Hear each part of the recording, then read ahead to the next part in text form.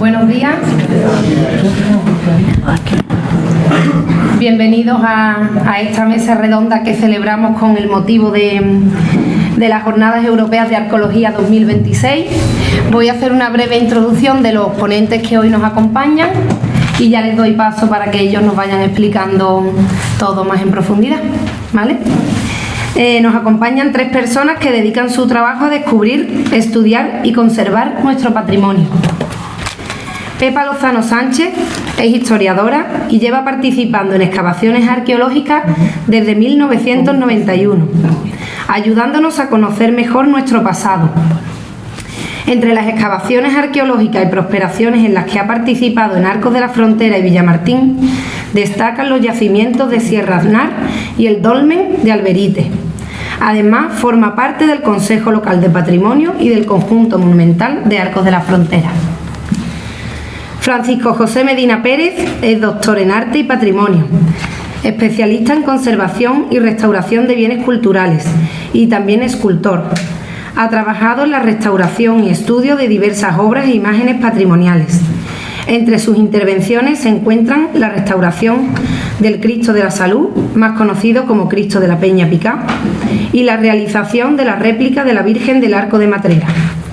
Asimismo, forma parte del Consejo Local de Patrimonio de Arcos. Ismael Rodríguez Vicaina y Buzón es especialista en restauración y conservación de obras de arte. Ha participado en la recuperación de importantes bienes culturales de la provincia, entre ellos la restauración de la fachada del Palacio Arzobispal de Sevilla y del Obispado de Jerez. Actualmente trabaja en la restauración de las gradas de la Basílica Menor de Santa María de Arcos de la Frontera. Con ellos descubriremos un poco más de la historia y el patrimonio de nuestro pueblo. Conoceremos el trabajo que hay detrás de su investigación, protección y conservación, y comprenderemos la importancia de preservar este valioso legado para que las generaciones futuras también puedan disfrutarlo. Y ya pues vamos a dar comienzo a la ponencia de Pepa. Buenos días, agradeceros sobre todo la asistencia por la hora, además un viernes por la mañana y demás, pero este año se ha organizado así. Todos los anteriores años lo hemos hecho por la tarde, pero también queríamos que esto se divulgara entre el alumnado de los institutos, por si hay alguno apasionado de esta materia, y sobre todo para darle a entender sobre todo que la historia, la arqueología es algo vivo. Yo, que doy clase también a mi alumnado, siempre me gusta hacerle referencia sobre todo de la cercanía, lo llevo a excursiones para que puedan ver yacimientos. En la actualidad nosotros contamos también aquí con una sala de arqueología en la cual se está recogiendo, ¿no?, por una serie de señores que están, ¿no?, generosamente nos está donando una serie de artefactos que, si no fuera posible por ello, no podríamos contar, ¿no?, con una reminiscencia claro exponente de la arqueología de nuestro pueblo. Comentar que el término de Arcos es muy grande y hay muchos yacimientos. Yo me voy a ceñir a uno en concreto, que es la ciudad romana de Sierra Aznar. No tiene toponimia definida. Los historiadores siempre nos basamos en fuentes escritas, pero luego hay que encontrar evidencias, vestigios, y hasta el momento no lo hemos encontrado, pero todo el mundo habla de la Calduba, de las tablas de Ptolomeo, pero no hay evidencia. Entonces yo quiero también aquí hacer hincapié en que la arqueología es una ciencia, y cuando llegue a exponer lo que se encuentra en esta ciudad romana, que está aquí a 11 kilómetros, en la barriada rural de La Perdiz, yo comentaré el método científico que hemos realizado para defender una nueva teoría. Entonces, los yacimientos que yo voy a comentar están desde los años, digamos, 70, 80, recogidos en una carta arqueológica inédita de un paisano de Arcos, Lorenzo Perdigones, y últimamente en el 2000 digamos, a principios del siglo XXI, incluso se ha hecho una carta arqueológica también por Richarte, que está actualizada. Todo aquel que tenga interés, esto lo puede encontrar inédita aún, y lo puede encontrar por si tiene alguien especial interés en una zona concreta. Yo voy a dar una breve pincelada de lo que hay en Arco, de los yacimientos más importantes, porque me quiero centrar en Sierra Aznar, ¿no? Y un poco en la villa romana que hay en el Santiscal, también desconocida, pero cada vez más deteriorada. Entonces, comentar, y no quiero olvidar del mismo emplazamiento de Arco, ¿no? Que topográficamente envidiable, pues se ha asentado nuestra población, y en este entorno nosotros, desde que salimos por aquí, y se acaba de poner aquí una diapositiva, es como un museo al aire libre, porque es que hay unas 84 columnas, que ya lo explicará Ismael, ¿no? Que se ha encargado de la restauración, columnas de acarreo que seguramente procedían de Arco, pero también pueden traerlas de yacimientos cercanos, columnas de granito, columnas de caliza, columnas de mármol, y incluso hay también algunas piezas, ¿no? Capiteles, hay un ara romano que también actualmente está restaurada, aunque esta foto aparezca un poco porque es anterior, ¿no? Y que hace alusión al genio del municipio. Entonces, Arcos no tiene una toponimia clara sobre su origen romano, no se sabe el nombre, aparece aquí al genio del municipio. Todo el mundo piensa que Arcos es un municipio, pero este ara, que se encontró en la cimentación de Santa María, pudo proceder, igual que traían los sillares, porque la arenisca con la que está construida nuestros templos procede de Espera, hay una cantera allí, y de las zonas, de las partes más actuales, como es la torre, ¿no? Que se tuvo que hacer de nuevo, por ejemplo en Santa María, por el terremoto de Lisboa, venían también de una cantera de Sierra Aznar. Esta ara es una ara romana, no en mármol, no se sabe si fue de acarreo, si la traían de otro sitio, ¿vale?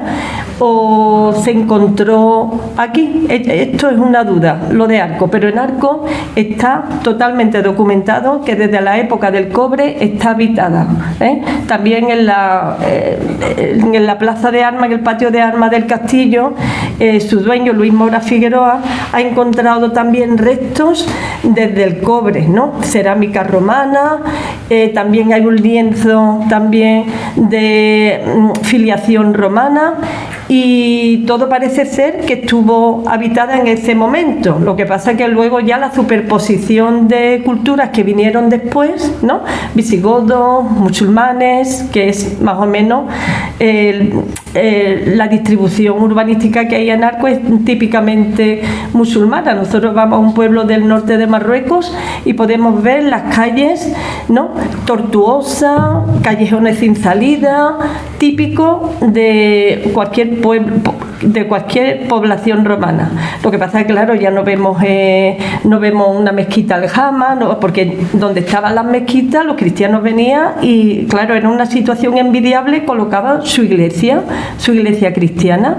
Entonces, en Arco, por esa superposición, luego vinieron los cristianos y, claro, ellos, de musulmanes, por cada 3 o 4 casas moriscas, hacían su casa-palacio, con su blasón y con su blasón nobiliario, que lo ponían siempre en la entrada de las puertas principales.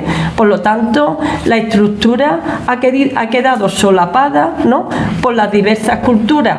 Esto no ocurre, por ejemplo, con la ciudad romana de Sierra Aznar, que en un momento se abandonó. Entonces, los restos que nosotros encontramos allí, además, bueno, aparte de una cierta población del siglo XII almohade, es típicamente romana.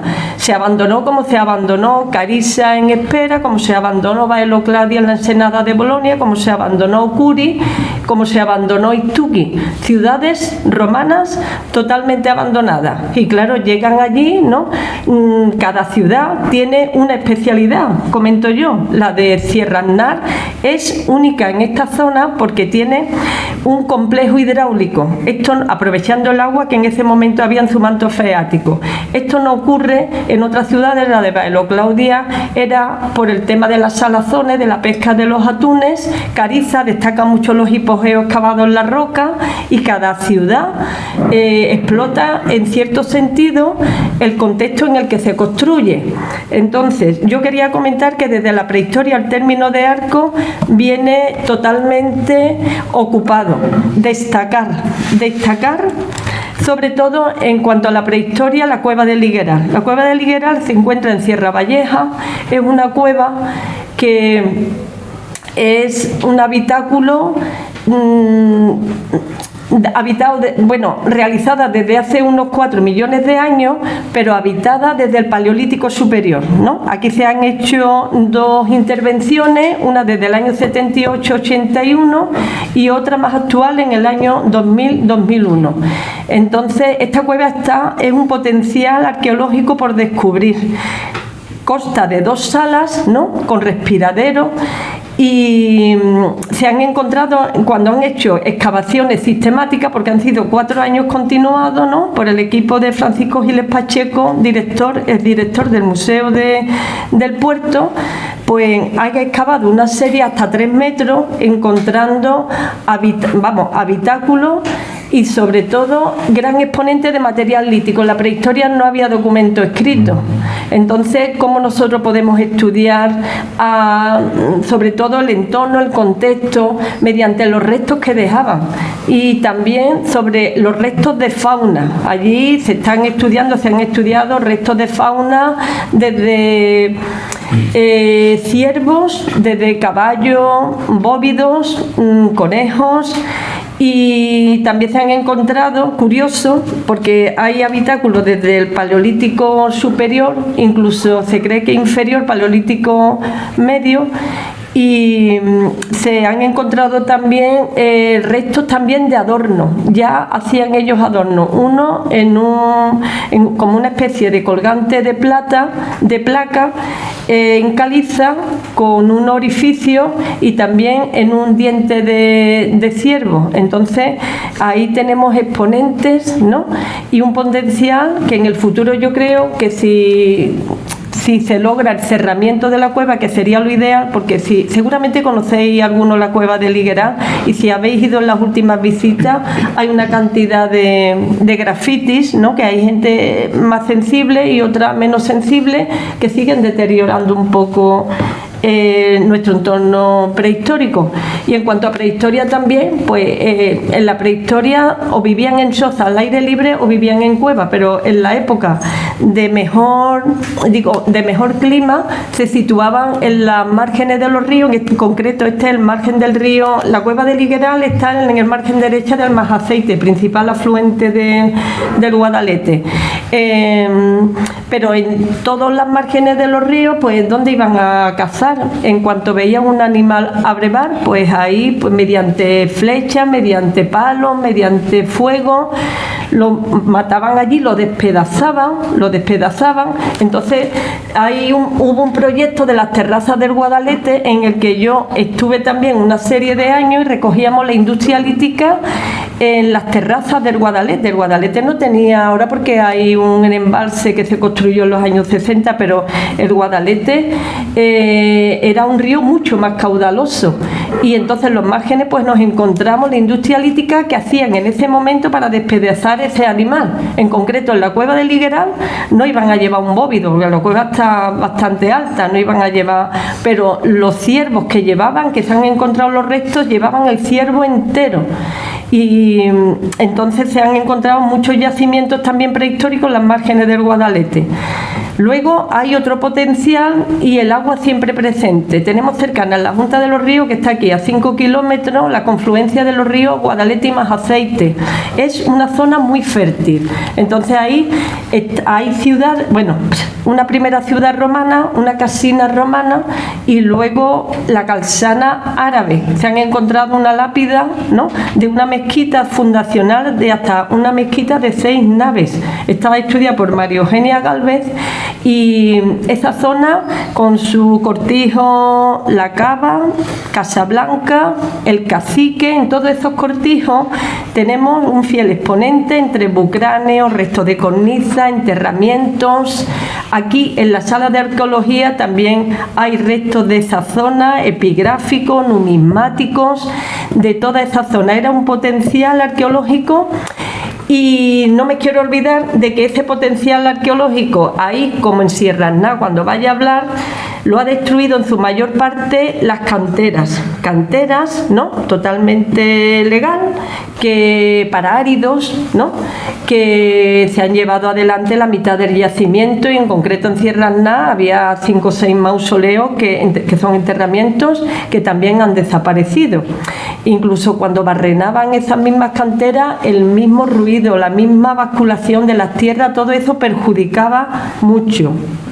Para los que no estáis muy entendidos en el tema de la arqueología, cuando, por ejemplo, ahora que vamos a comentar otro yacimiento importante que es una villa romana que hay en el Santiscal. Una villa romana es como un cortijo actual, ¿no? Que hacían los romanos y la adornaban también con sus mosaicos anterior. ¿Esta? No, anterior. Esta. Esa. ¿Y que nos encontramos? Pues con el tiempo, si nosotros vamos con el coche por una carretera y vemos una casita de campo, lo primero que se cae son las cubiertas. Luego con el tiempo, que estamos hablando de hace 2000 años, luego se caen los paramentos, los laterales, ¿no? Las paredes, y por último, ¿qué queda? La base, la huella. Aquí vemos, ¿no? El peristilo de una villa romana que se encuentra en el Santiscal, que también sufrió sobre todo cuando se abrió el canal para para Tablellina, tema de hidroeléctrica y demás, pasó el canal y rompió casi toda la parte de esta villa romana. Esta villa romana está muy abandonada, la estudió Luis Mora, el dueño de Luis Mora Figueroa en su momento, y un antepasado de él, que fue la que compró el castillo, que por cierto hay que darle un homenaje a esta familia porque es la única que se ha dedicado a conservar el castillo desde hace ahora pues 104 años que lleva conservando el castillo. Violeta Buck de Hutton Riddle era la mujer la hija de un bodeguero inglés asentado en Jerez, que apostó en una subasta por el castillo de Arcos, que lo iba a comprar un señor como material de derribo.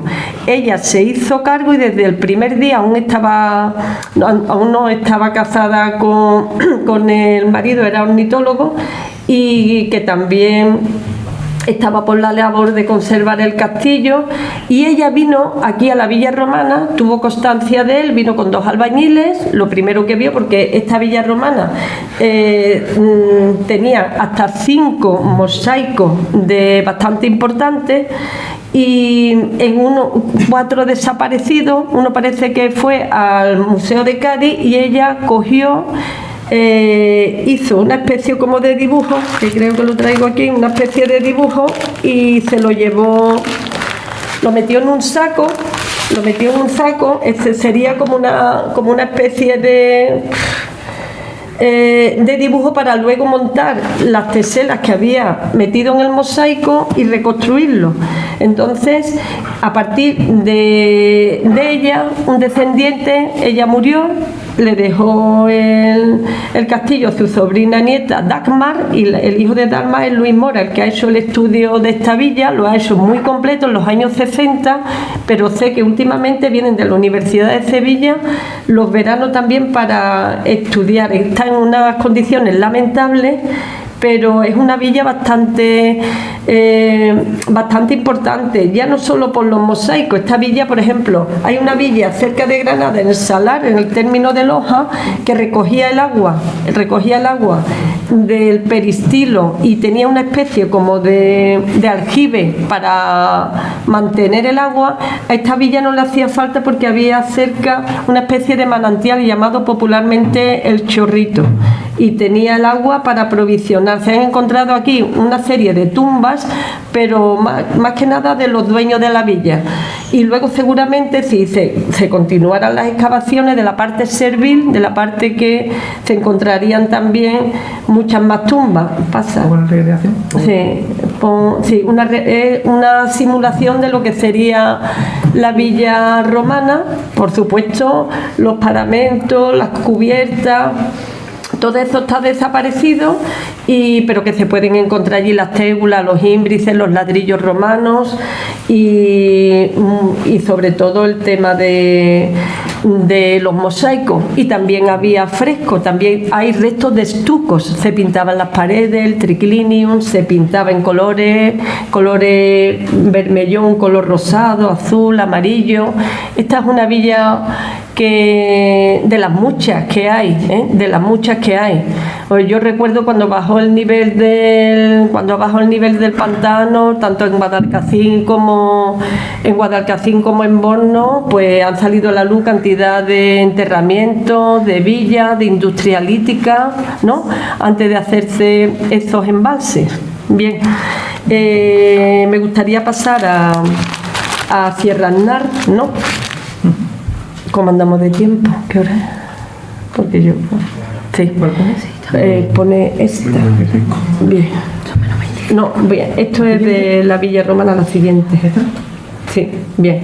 Bueno, vamos a ver. Comentar. Sierra Aznar es una ciudad romana, ¿no? Que desde hace mucho tiempo nosotros seguimos la estela desde la prehistoria, rendir un homenaje a Miguel Mancheño y Olivares, porque todos los arqueólogos, todos nos interesamos por su obra, un señor bastante generoso, aparte de sus estudios y demás, él lo donó todo al Museo de Cádiz, y tanto su colección numismática, todo tipo de material que él había reunido durante toda su vida. Era notario de profesión, pero le superó su afición por su pueblo. Entonces, de Sierra Aznar, yo me gustaría aclarar, porque yo cuando le digo a mis alumnos que la historia es algo viva, pero maestra, esto no ha cambiado, ¿no? Todo, debido a los estudios que se van haciendo, se están poniendo al día muchas hipótesis y muchas aclaraciones, ¿eh? Yo voy a empezar en la sala de exposiciones de abajo hay una cabeza de guerrero de Pórfido, siempre se ha comentado de Pórfido Rojo. Esa cabeza que está nada más a entrar en la sala de exposición está en la actualidad en el Museo de Cádiz. La donó, está ahí, ¿no? La donó Miguel Mancheño, ¿no? Bien, es una cabeza de guerrero que un señor haciendo labores con un arado se la encontró en 1900, a inicios del siglo XX se la dio a él, como él lo donó todo en Cádiz. Para que veáis solo cómo las nuevas investigaciones, ¿no?, te aclaran un poco el tema. Entonces, en la ficha del museo pone que esta cabeza es de Pórfido Rojo, ¿no?, de Pórfido Rojo, y las últimas investigaciones de José Beltrán, que es catedrático de prehistoria de Sevilla, ¿no?, que ha elaborado una monografía con las esculturas, sobre todo de la Bética, de esta zona, ¿no? Él ha llegado a la conclusión, y además lo ha podido por paralelo y lo ha podido comprobar, que esto es galio ántico, es un mármol de mucha dureza, mucho más que el granito incluso, que se encuentra en una ciudad, en Chentui, una ciudad del noroeste de Túnez, ¿eh? Así que esta cabeza es de importación, pero vamos, no iban a traer una sola. En el Toronjil, aquí cerca también, es entre Arco y Borno, es una pedanía, hay otra también de mármol blanco, y hay otra de Pórfido Rojo también en la ermita de la Fuensanta, que también es del término de Arco, aunque está peor conservada que esta. Esto por un lado. Otra aclaración. Nos vamos a la anterior. Ahí, aquí, me parece la anterior. Sí. Aquí, bien. Entonces, comentaros que Sierra Aznar tiene unos 400 metros, ¿no? Y en la zona más alta hay una especie como de... Todo el mundo piensa que es una torre, popularmente se le conoce como cucurucho, y es como una especie de cono invertido para la recogida de aguas. Esto es de un periodo anterior al romano. ¿Cómo lo sabemos? Por los restos de cerámica que hemos encontrado. Es más, es el clásico oppidum, ¿no? Y en el cual también empezaban también como una especie de hilera de muralla que luego lo completó el mundo romano. Siempre, hasta que empezaron a hacerse los análisis químicos, se pensaba que este yacimiento con tanta cantidad de agua, si vemos nosotros la estructura que aparece, ¿no? Que tiene 20 por 20 como un campo de fútbol y 5 metros de profundidad, aunque solo en la actualidad hay 3 por los sedimentos desde hace 2000 años que se ha ido depositando. Se hizo una cata en una de las estructuras y se llegó, ¿no?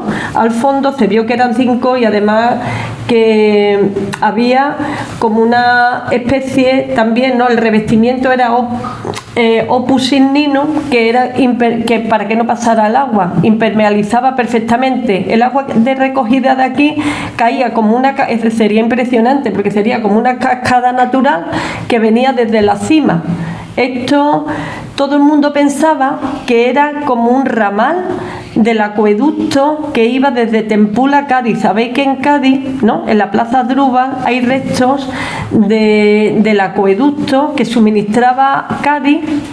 Suministraba Cádiz, que los depósitos estaban en lo que ahora es Puerta Tierra, unos depósitos de agua que ya entraba en el Cádiz, que actualmente es la parte antigua. Y que también podemos ver, hace poco lo vimos también en la playa de Cortadura, cuando hubo una época de levante, dejó también al descubierto sobre todo restos de este acueducto. Todo el mundo pensaba, se pensaba que había un ramal que suministraba agua desde Sierra Aznar al que venía de Tempul, que libraba unos 80 kilómetros hasta Cádiz. Bueno, pues vamos a demostrarlo. Esto se sabía. No hemos encontrado ningún ramal, pero sí se analizó el agua de Tempul y de Sierra Aznar. El agua de Sierra Aznar tiene mucho magnesio. Unos señores alemanes, ¿no? Hicieron unos análisis geoquímicos que mandaron a la ciudad de Maguncia en Alemania y vieron el porcentaje de magnesio que tenía el de Sierra Aznar. Analizaron el sinter, el fondo, donde estaba la costra calcárea del agua que se depositaba en este acueducto, y vieron que no había ningún resto de magnesio. Entonces, si no hay evidencia, no hay resto de magnesio, no pudo tener o ser un ramal de Sierra Aznar. Esta es la segunda cosa que también se ha demostrado. Y luego ya todo el mundo pensaba que tanta cantidad de agua, ¿para qué era tanta cantidad de agua? En la falda de este Cerro del Moro, porque Sierra Aznar la ciudad está en el Cerro del Moro, estaba construida la ciudad, y se sabe sobre todo por los principales edificios públicos estaban en la falda, sobre todo por las evidencias de los grandes bloques que hay tallados, y bloques que durante toda la vida, estos 2000 años, pues los cortijos de Canillas, de Cárdenas, del Matite, lo han utilizado como cimentación, lo han utilizado. Esto se ha hecho siempre. Si no hay a Bolonia, todos los chalets que hay alrededor tienen también restos de la ciudad romana, hoy a Cariz Aurelia. ¿Entendéis? Entonces, esta ciudad, que tiene una disposición aterrazada de recogida de agua, luego aquí aparecen también, la anterior, esto no estaba cubierto, esta gran piscina no estaba cubierto, sí estaba cubierta las que aparecen aquí, que hay 9 piscinas limarias de decantación, para decantar el agua, es una depuradora, como si fuera una depuradora actual, estas sí estaban abovedadas, lo primero que sacáis las bóvedas, esas aberturas centrales que aparecen es porque los pastores, para que pase el ganado, sobre todo los cerdos, las cabritas y demás, le abrieron esas aberturas. Y luego ya había otra piscina, no tan grande como la primera, que popularmente se le conoce como el Baño de la Reina, la distribuía. Todo el mundo pensaba que era para la ciudad, todo el mundo pensaba que era para las villas que había alrededor, que es verdad también. Pero hace unos 6 años, en la pandemia 2019, un equipo de la UCA y otro equipo al que yo pertenecía, que pedimos permiso a la delegación territorial, ellos querían demostrar que esto era una especie como de culto al agua, como una especie de fuente, ¿verdad? Se encontraron restos de mármol, donde una especie como de ninfeo, debería de ser maravilloso ver toda esta cascada de agua y demás. Ellos se quedaron ahí, pero nosotros hicimos una hipótesis. La hipótesis era que que tanta agua, solo para suministrar a los campos, a la ciudad, una especie como de culto con las ninfas, culto al agua. Nosotros apostamos que tanta agua también serviría como una actividad industrial como la minera. Pero claro, esto es una hipótesis, tú lanzas una teoría, como se hace siempre en los temas científicos y demás, pero esto hay que demostrarlo, hay que coger evidencia, y nos pusimos, y entonces pues lo primero que cogimos fue el diccionario geográfico de Pascual Madoz, mediados del 19, en la cual aquí había ya de antigüedad, habíamos escuchado que había también actividades, había metales, ¿no? Los romanos venían aquí en la época de la romanización, había metales, plata, plomo, hierro, pero en el diccionario de Madoz, que aquí tenía, porque ese hombre no pudo hacerlo todo en toda España, aquí tenía 2 ayudantes, que era Salgado Díaz y Javier de la Muela, 2 señores ilustrados que le fueron dando información.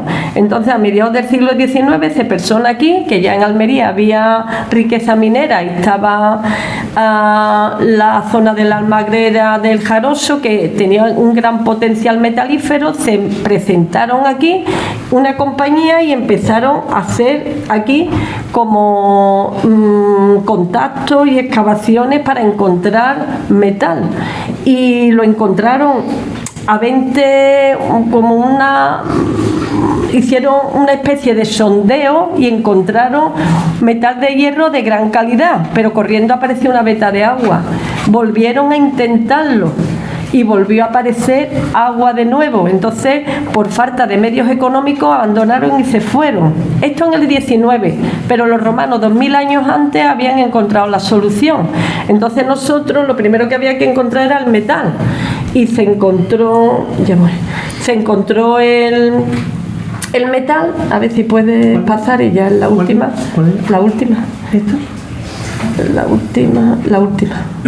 Ahí. Bien, se encontró el metal. En nuestro grupo había un especialista en minería, y se encontró magnetita. Magnetita es un metal que tiene más de un 70% de metal de hierro, ¿no? Y luego, pero había que encontrar las evidencias, y entonces entre las evidencias, ¿no?, encontramos zona de minería colmatada de hace 2000 años, colmatada. Encontramos molinos de impacto, encontramos también molinos, esta es la primera, molinos barquiformes, que tanto sirve para el cereal como para machacar también. ¿No está aquí? Aquí. Sí, molino barquiforme, que tiene forma de barco, también, que sirve para el cereal, pero también para el mineral. Encontramos también muchos percutores, encontramos también zonas de amojonamiento, que todos los paralelos de zonas mineras en España, que no es para amojonamiento de piedras para dedicarlo a tierras de labor, no, es para ellos tenían esa forma de utilizar el terreno, ¿no? Y poco más que contaron. Descubrimos todas esas evidencias, y es que esto no quiere decir que solo fuera una zona de explotación minera, sino que esto también tendría que ver, ¿no?, con la importancia del agua que había en este momento y el culto al agua. Me preguntaréis, ¿dónde está el agua? Allá no hay agua, ¿no?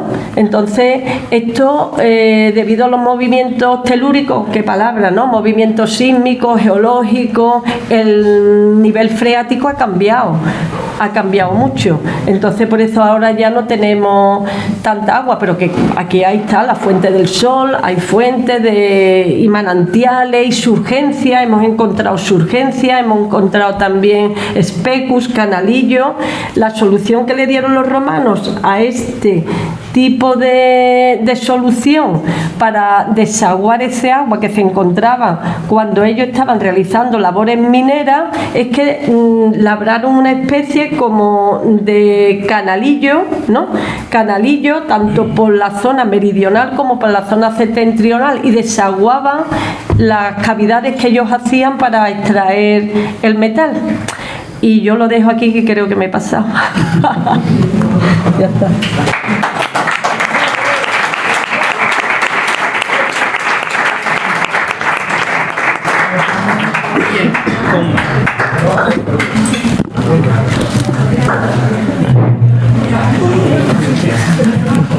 Muchas gracias, Pepa.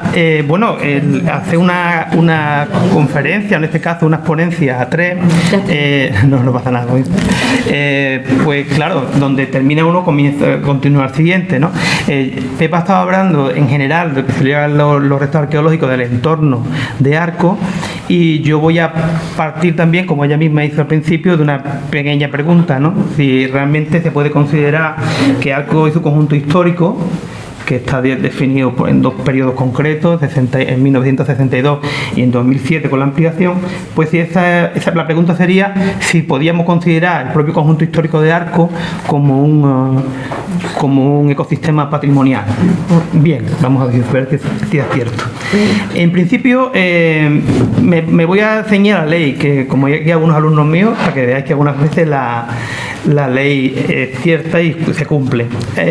Sabéis que el patrimonio en general se define fundamentalmente por el patrimonio natural, patrimonio cultural, y dentro del patrimonio cultural tendríamos los bienes muebles, los bienes inmuebles y finalmente el patrimonio inmaterial. Apoyándonos en la ley, realmente sí, porque vamos a poner un ejemplo de cada uno de ellos para que veáis que Arco y su entorno sí responde a nivel patrimonial a ese concepto que yo propongo de ecosistema cultural y de ecosistema patrimonial. Si nos vamos al patrimonio natural, podríamos hablar de la Peña Nueva, que como sabéis desde 2012 está considerada monumento natural. El propio río Guadalete también en su momento tiene una protección específica, como tanto el río como la ribera. La propia perspectiva tanto a norte como a sur de las dos peñas, en principio también está protegida, tiene sobre todo lo que es el entorno, lo que es el fondo escénico, digamos, como si fuera una obra de teatro, el fondo escénico. Y finalmente, una de las propuestas que vamos a lanzar mañana en la excursión que vamos a hacer por la mañana a lo que sería el camino medieval, y respondiendo en cierto modo a una pregunta de Juanma Velázquez, que lo tenemos aquí, se hace en su artículo, que a mí me ha servido como guión, en cierto modo, para lo que sería el recorrido de mañana, pues responde a eso, que el Arroyo de las Nieves y su entorno, no solamente su entorno arqueológico que lo tiene, sino también su entorno de la ribera del propio río, de las fuentes del río y del propio camino medieval, debería tener una protección específica, al margen de que también pertenece al conjunto histórico, pero tiene una ampliación con otra consideración, ¿no? Patrimonio natural. Luego nos vamos al patrimonio cultural y pongo tres ejemplos que son muy evidentes, que muchos los conocéis. Sería dentro del patrimonio mueble, por supuesto, el Castillo y Santa María, que son big, los dos. Y otra reivindicación que desde hace muchos años que se está haciendo, no solamente desde la Comisión de Patrimonio que pertenecemos Pepa y yo, sino también desde los propios intereses de la cultura de Arco, que es fundamentalmente en lo que es el futuro, lo que sería la zona industrial del Barrio Bajo. La zona del Barrio Bajo tiene un entorno patrimonial de origen industrial del siglo XIX muy interesante y que debería revitalizarse o al menos poner en valor. Me consta que en el proyecto del PEGO hay alguna referencia a estos espacios de recuperación de la antigua fábrica de jabón, la antigua fábrica de aceite, las antiguas fábricas de esparto o de curtiduría. Todas las fábricas existían porque en el barrio bajo existía un complejo industrial importante, muy importante. Bien, contestando a la pregunta, tenemos patrimonio inmueble, uno protegido, otro por proteger. Luego después el lugar donde estamos, lo que sería el patrimonio inmueble y dónde está situado. Concretamente aquí en lo que sería el Palacio del Mayorazgo, en mi opinión es el germen del futuro Museo de Arco, porque tiene una serie de instalaciones y de infraestructuras que le darían una visibilidad importante. Aquí está la Pinacoteca Municipal, donde los fondos, y de hecho en las noticias de esta semana, los fondos del pintor y artista Orcarelli se han cedido aquí, por tanto tenemos ahora los fondos pictóricos del propio Guerracalle, los fondos pictóricos de Orcarelli, más luego el fondo de Arco, más el fondo pictórico de los concursos que se han celebrado, pues tenemos una base a nivel de museístico pictórico enorme. Bien, vale, tenemos esa parte que sería los bienes muebles. También tenemos el Museo de Arte Sacro, que recoge todo lo que sería el patrimonio de arte sacro y que por tanto está ya reunido en un lugar que, como sabía, aglutina los dos tesoros de Santa María y San Pedro. Bien, se va cumpliendo un poco la ley, ¿no? Y por supuesto el futuro Museo Arqueológico, que tenemos la suerte de Pepa y yo hemos estado colaborando en el germen de este Museo Arqueológico, y por supuesto agradecerle desde aquí a las personas que han cedido parte de su patrimonio. Pero claro, todo esto se cumple, y el patrimonio inmaterial, que sería la otra pata que nos falta, pues ya lo tenemos clarísimamente. Tenemos la zambomba de Arco, que como sabéis se ha declarado BIC. Por tanto, ya tenemos el patrimonio inmaterial que también está enmarcado ahí. ¿Qué nos quedaría? Pues todos a pedir, pues nos quedaría pues entonces revitalizar el tema de las leyendas de Arco, que don Manuel Pérez Regordán en su momento revitalizó con varias ediciones de su libro de historias y leyendas de Arco. Bien, eso sería un poco mi pregunta general, y como veis se va más o menos cumpliendo. Vamos, pero yo soy una persona ambiciosa, y creo que también Pepa y creo que todos los que estamos aquí tenemos que ser ambiciosos a nivel patrimonial, y tenemos que pedir, y tenemos que pensar, y tenemos que adelantarnos a estas realidades. Vamos a empezar. Esta es mi disertación. Mira, en este edificio también está la Fundación Víctor Marín, Institución Víctor Marín. Bien. Desde los años aproximadamente 40, 45 del siglo pasado, don Víctor, que era farmacéutico, pero también era químico en cierto modo, y también era historiador, y también una persona extremadamente preocupada por el patrimonio, fue documentando la evolución no solamente del paisaje, sino del urbanismo de Arco, incluso de las personas, también porque tenía un estudio de fotografía, donde fotografiaba a niños de primera comunión, recién casadas, y muchachitas jóvenes, y gente vestida de gitana también. La colección que está en la Fundación Víctor Marín, que es propiedad del ayuntamiento porque la familia lo cedió, es un fondo documental increíble. He traído dos fotos que en principio sería una vista de la Plaza Modesto Gómez del barrio bajo, y lo que sería el frente de la muralla Almohades, que como veis en esta época está bastante libre. Luego veremos una comparativa con lo que hay ahora mismo y los desmanes que se han hecho alrededor a nivel de construcción. Y luego las calles, cómo funcionaban las calles, donde había aguadores, como veis, los aguadores, las calles, que prácticamente se mantienen igual. ¿Dónde quiero llegar? La fotografía de don Víctor Marín es la memoria histórica y visual de Arco, clarísimamente, ¿vale? Hay otros fondos por ahí que son de un gran valor, yo quiero decirlo en público, que son los fondos documentales, no solamente de la televisión de Arco, sino también de Manolo Telle, que tiene unos fondos que recorren prácticamente los últimos 20-25 años. Por tanto, estamos hablando de que alguien ha recuperado esa memoria visual. Pero nos vamos a lanzarnos más lejos. Vamos a ver, ¿cuál es el signo de identidad de Arco fundamental que nos da claves constructivas y también sobre todo claves visuales? Para empezar, la cal.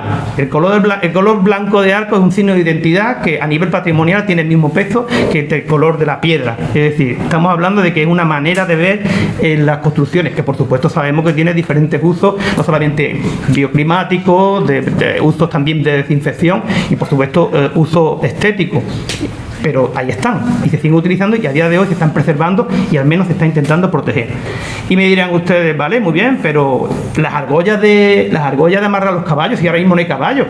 Sí, pero es una mirada, cuando vemos una argolla de caballo con diferentes alturas, como saben, los burros se ponían a altura, los mulos a otra altura y los caballos a otra altura. Incluso en algunas haciendas había llamadores para que las personas sin bajarse del caballo pudieran llamar a la puerta del cortijo, ¿no? Eso nos dan claves de comportamiento y al mismo tiempo también nos dan claves de lo que es el pasado.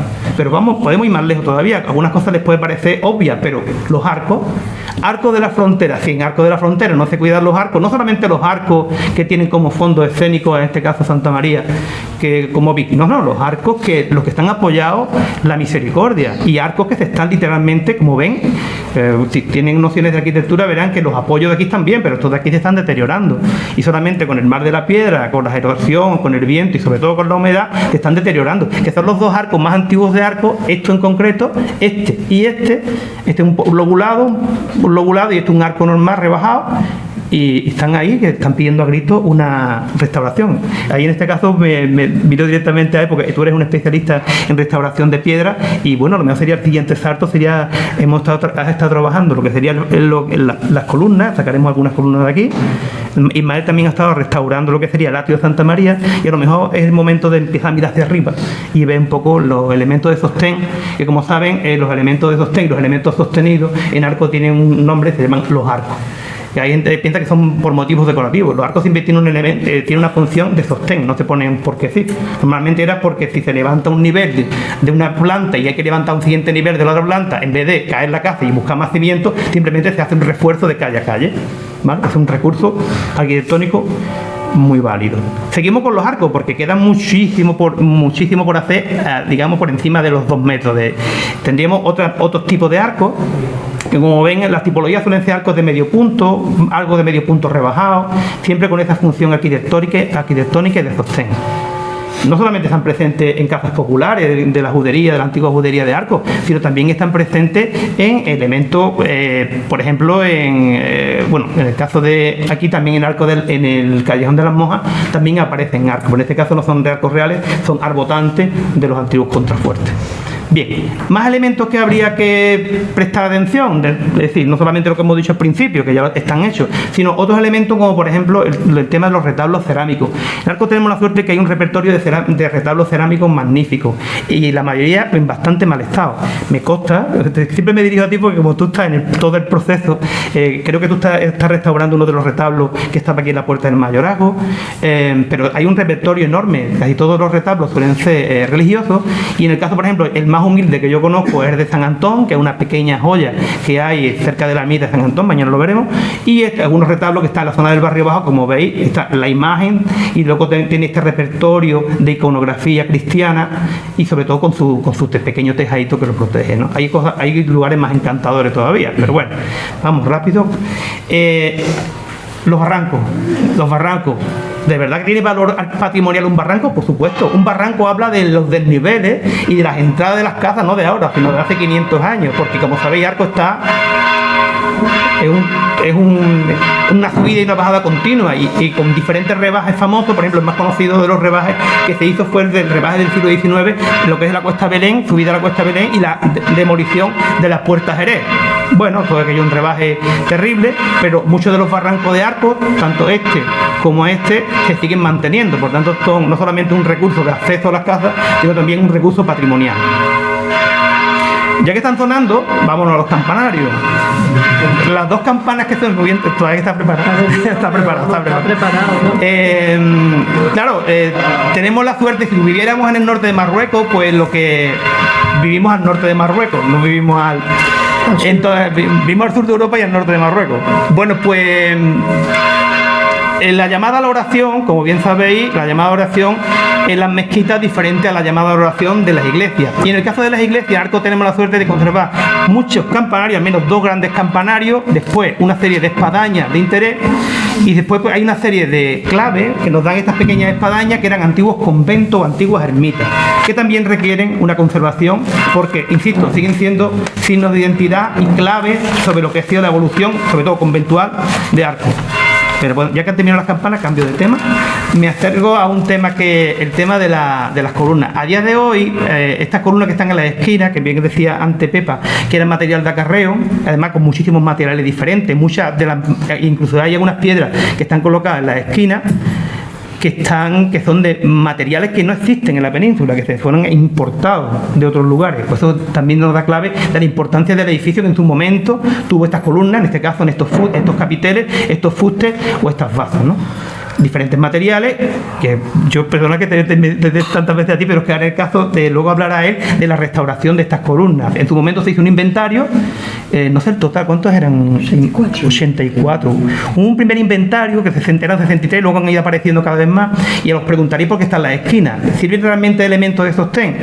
Bueno, en algunos casos sí, pero normalmente se colocaban las esquinas para evitar que la vuelta de los carros, es decir, la vuelta de los carruajes grandes y el eje de la misma rueda rompiera las esquinas. Como sabéis, en Cádiz también, los carruajes tirados a caballo, lógicamente, en Cádiz se utilizan, tienen otros recursos y ellos colocan, en Cádiz hay cañones, antiguos cañones que se colocaban en la esquina. Ellos dicen cañones o guardacantones. En este caso en Arco, como somos estupendos, porque ponemos columnas históricas.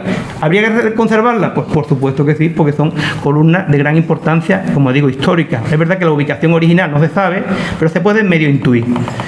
Bien, seguimos con cosas, insisto, son cosas que están en las calles, que podemos ver todos los días, que las podemos tocar, que las podemos desgastar por el uso, pero que cuidado, también las podemos perder, porque si este escalón de mármol, estos escalones de mármol, por lo que sea, se me rompe, vamos a cambiarlo, vamos a poner uno de ladrillo, ¿no? Automáticamente estamos desvirtuando totalmente la fachada de la casa.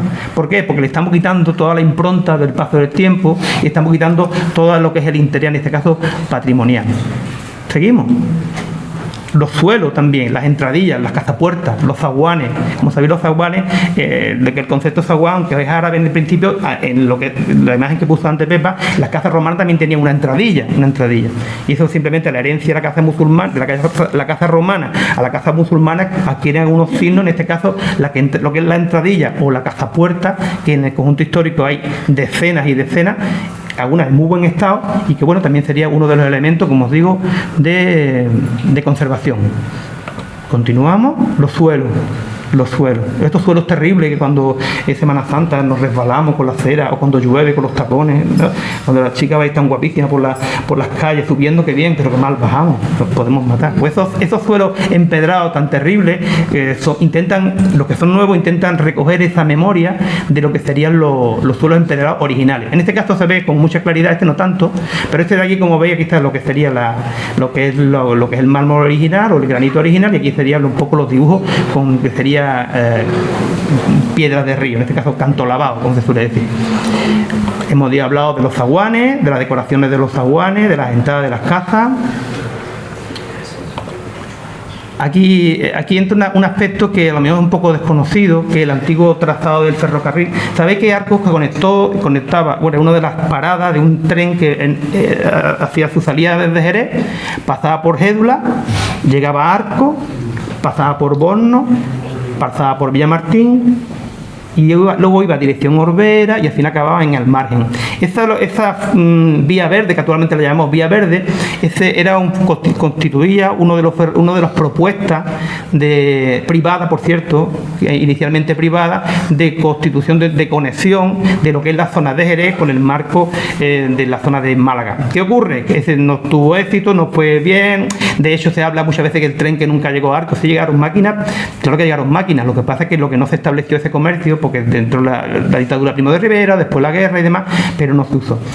Ahora, en principio, hay una propuesta que hace unos meses se lanzó de recuperar, ya sabéis que está en valor, ya está puesto en valor, hay un tramo de 35 kilómetros que está puesto en valor. Es decir, la antigua vía de tren se utiliza como un camino en el que se puede discurrir por él a caballo, andando o en bicicleta. Bien, ahora hay una propuesta de recuperar el trozo desde Jerez hasta Arcos. Bien. ¿Qué se conserva de ese antiguo ferrocarril? Pues llano de la feria. Era la zona de donde se paraban las máquinas de vapor. Aquí se paraban y se organizaban, y aquí todavía se conserva la antigua estación, que actualmente es una... ¿No? ¿Qué servicio tiene la estación actual? ¿O qué función tiene? ¿Protección civil? Sí. Protección civil, ¿verdad? Civil o bomberos. Sí. O los bomberos. Bueno, pues tiene ese uso. Durante mucho tiempo incluso tenía todavía la ventanita para comprar los tickets, ¿no? ¿Qué más se conserva? Pues los túneles. Se conservan los túneles con derrumbe algunos en buen estado. Por ejemplo, este está en muy buen estado, se podría recuperar sin problema. Bien, hay otro que pasa por debajo de la peña, ¿eh? Bien, seguimos. La muralla de Arcos. Las murallas almohades normalmente no son, como veis, se utilizan materiales diversos, ¿no? Diversos. Hay una parte que se utiliza piedra de acarreo, después en las esquinas se utiliza lo que sería lo que es la piedra, lo que es el sillar. No voy a entrar ahí, pero miro hacia el lado y veo el estado de la muralla actual. Esto está aún peor. ¿Por qué? Porque estas casas que hay aquí, yo voy a hablar con mucha claridad, no voy a hacer amigos hoy, ¿vale? Voy a hacer unos cuantos amigos. Es probable que algunos conocidos vuestros tengan alguna casa que esté justamente encima de la muralla almohade. Esto es una ocupación terrible. Y esto no es una foto antigua, ¿vale? No estoy hablando de esta foto, ¿eh? No estoy hablando de esta foto. Que aquí vemos esto despejado y está la misma foto de antes. Mirad, todo esto son construcciones ilegales encima de la propia muralla y algunas en construcción. Y en su momento también lo denunciamos y dijeron, no, desde el ayuntamiento, no hay ningún problema, está controlado. Y ahora hay una casa con un mirador privado encima de una muralla almohade. ¿Qué hacemos? ¿Nos conformamos con eso? El mundo de la ilegalidad en Arco tiene un filonazo, lo iréis viendo. Y mañana voy a seguir haciendo amigos en el itinerario por Arco porque, bueno, seguimos. Aquí no sé qué ha pasado. Bueno, está bloqueado, tampoco pasa. No pasa, no sé qué pasa aquí. Aquí está. Bien, aquí está. Vamos a iniciativas privadas. Iniciativas privadas, como veis, la Caza del Loco... Perdón, la Caza de... Perdón, me ha traicionado el nombre popular. Bueno, vámonos a lo más antiguo. Esto en su momento fue el primer banco que se hizo en Arco. La Banca Prieto. Luego fue Caza de los Reyes y después de los Reyes en general. Y actualmente, como sabes, lo ha comprado un Montero. Bueno, y ha tenido la buena idea de convertirlo, creo que en hotel. Después ha habido una jugada de comprarlo una parte, no esto por supuesto, esto como sabéis pertenece a la Hermandad de la Veracruz, pero lo que es el hospital de San Juan de Dios también se ha comprado para crear una especie como de hotel. Entonces sí, creo que sí. ¿Banco ha dicho el primer banco? Primer banco Prieto, sí. Banca Prieto. Banca Prieto, fue el primer banco que estaba en la planta de abajo. Bueno, hay iniciativas privadas que están adelantándose y están preservando el patrimonio siempre con la tipología, evidentemente, en este caso de las fachadas, respetando las fachadas porque es obligatorio. Lugares que se ha intervenido ya con acierto, bueno, el Pósito, el antiguo depósito de grano, donde se llevaban los excedentes, en este caso los impuestos de grano, y se llevaba a este edificio increíble, que podría un ejemplo muy parecido sería el Molino de los Diezmos de Espera. ¿Por qué? Porque tiene la misma arquitectura y la misma fábrica, sobre todo en temas de muros y a nivel de bóveda y demás. Bien, esto sería lo que es el Pósito, y el interior, como sabéis, es un consultorio, en este caso, no es un... Aquí hago un guiño a mis compañeros, en este caso lo que es piezas de origen romano que están en el patio chico de San Pedro y que se está realizando una limpieza a fondo para ponerlas en valor. Por supuesto, el ara que ha hablado Pepa y bueno, vamos a ver, pero ahora que me perdí un poquito. Algunas cosas en las que yo he tenido la suerte de intervenir, en este caso, por ejemplo, hace poco se ha recuperado toda la zona de aquí arriba, se ha puesto en valor, no se ha limpiado la capilla, se ha puesto en valor, ya es visitable.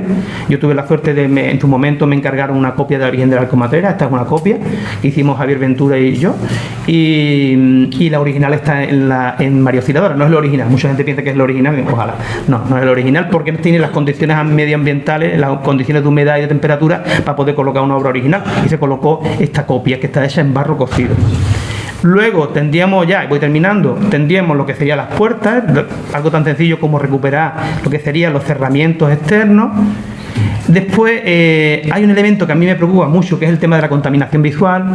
Hay una ley de 2011 que habla de que la contaminación visual en los conjuntos históricos hay que acotarla y atajarla. ¿Por qué? Porque provoca cosas como esta. Mira, esta es la Virgen de la calle Socorro, posiblemente sea una de las piezas más interesantes. Esta también es una copia, ¿verdad? Es una copia también. Pero esta pequeña hornacina, que es un auténtico milagro que se conserva ahí, donde está la Virgen, la copia, pues mira cómo está. Arco está lleno de cables. ¿Haría falta firmar un convenio con las agencias de comunicación y con las agencias de electricidad y demás? Por supuesto que sí, pero no hay mucha sensibilidad por parte de esta empresa. ¿Por qué? Porque lo primero cuando obramos una casa, lo primero que nos dicen, no, el contador de la luz es la fachada. y nos colocan el contador de la luz al lado de la puerta, en una casa histórica, pues el contador ahí hay algo que no está bien ajustado y que se debería repasar. Y voy terminando. Las cosas que todavía se conservan, fijaros, este es el Arroyo de las Nieves, que vamos a visitar mañana. En su momento, mira, esto es una riada que hace unos años, no la de este último, sino de hace unos años, que se llevó, este es el nivel del Arroyo de las Nieves y estuvo más alto, ¿eh? Esto queda, no sé si lo sabéis, según vamos a la fuente del río, este enorme socavón que hay ahí abajo, pues es un auténtico milagro por muchas razones, fundamentalmente porque es un microclima que ha creado ahí una serie de, un hábitat para especies tanto de flora como de fauna envidiable, y cualquiera que haya estado dentro sabe que, me consta que muchas personas han estado, que es un espacio mágico, que sería un futuro museo botánico de Arcos magnífico. Además el microclima ya está hecho. En su momento, por supuesto, se metió la pata y se rellenó la parte alta, que sería el Parque Don Juan Candil, que en su momento se denunció por rellenar un espacio, en este caso, que no estaba protegido, pero se rellenó. Y ya, como veis, lo que sería el repertorio de cueva del Camino de las Nieves, que tanto a unas partes, como veis, se ha caído, ha habido derrumbes, la dejadez ha ido dejando, y bueno, la protegeremos cuando se hayan caído todas, ¿no? Esperemos que no ocurra. Y termino con la gran apuesta que tenemos en Arcos, que es una de las cuentas pendientes más importantes, que sería el paisaje. Si no cuidamos el paisaje, no solamente el Arcos que se ve desde dentro, sino el Arcos que se ve desde fuera. Arcos tiene dos miradas, la interior y la exterior. Si colocamos postes que evitan una percepción buena de lo que es el paisaje exterior, y descuidamos también el paisaje interior, pues entonces ¿qué nos queda? La famosa vista de buitre, de Arcos y demás se pierde, porque al final lo que tenemos es contaminación visual, además que debería estar prohibida porque sabe que es una ley, ¿vale? Por tanto, en principio, protejamos Arcos, intentaremos considerarlo como un ecosistema patrimonial y, sobre todo, seamos coherentes con los lugares en los que vivimos. Y sobre todo cuidémoslo, como ya sabéis que no se cuida lo que no se ama, pues amemos cada vez más a nuestro pueblo. Y bueno, aquí tenéis un descubrimiento último que he tenido, que cierro con esta, que sería una de las cuevas habitadas del Camino de las Nieves, concretamente una cueva que la pintó Prieto. Esto es un descubrimiento raro que hizo este cavado está en Cádiz, en el Museo de Cádiz, y que bueno, que ahí está un poco, no digo aquí las claves, pero sí las claves de integración del patrimonio con el entorno. ¿Vale? Pues nada, pues muchas gracias.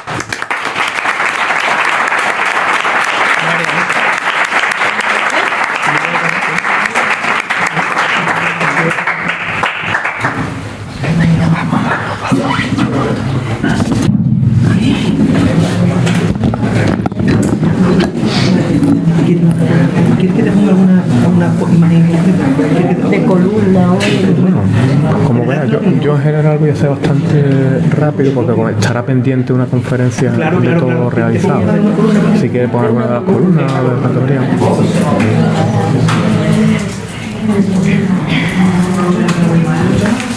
Bueno, pues buenas tardes ya a todos.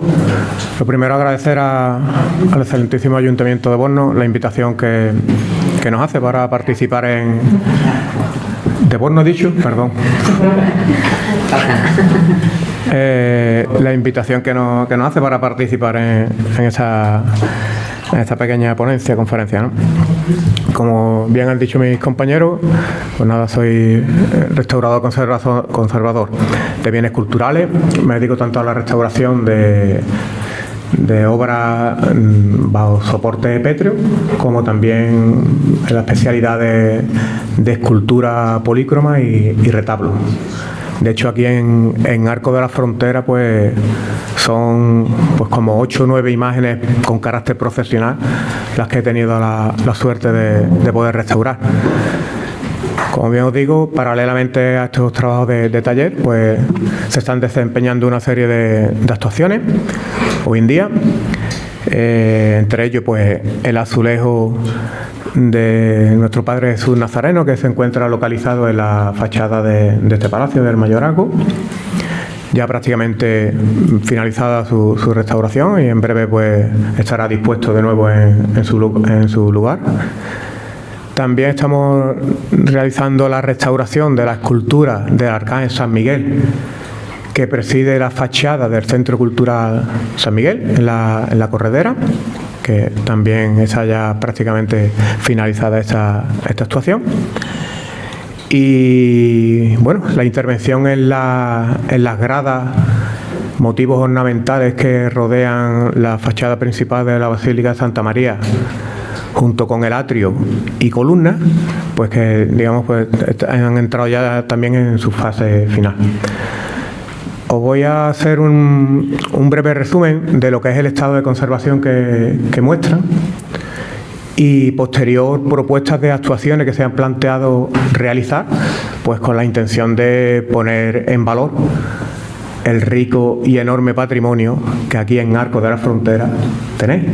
Es una delicia poder trabajar aquí y yo la verdad que me siento muy a gusto por el nivel de patrimonio que tenéis, en el que me desarrollo mi actividad y por supuesto la enorme cantidad de amistades que puedo gozar aquí. Normalmente las patologías en columnas, elementos ornamentales, son prácticamente las mismas. El paso del tiempo pues ha conducido a un deterioro bastante pésimo. Se podría calificar en grado 1, ¿no? que es el grado pésimo. Consecuencia a que el soporte pétreo es bastante deficiente.